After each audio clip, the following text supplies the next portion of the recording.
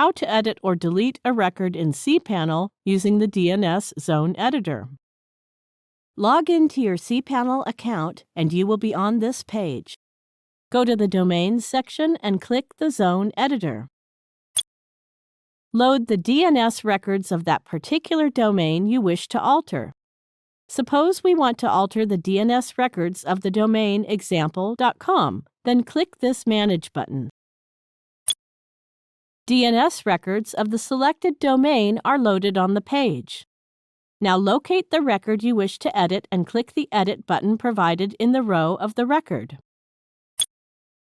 Now make the required changes and click the Save Record button.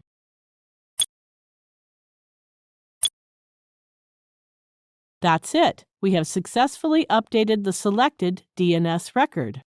Now to delete this record, click this Delete button and continue.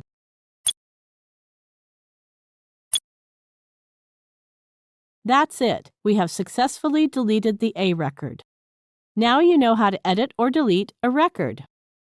Thank you for watching.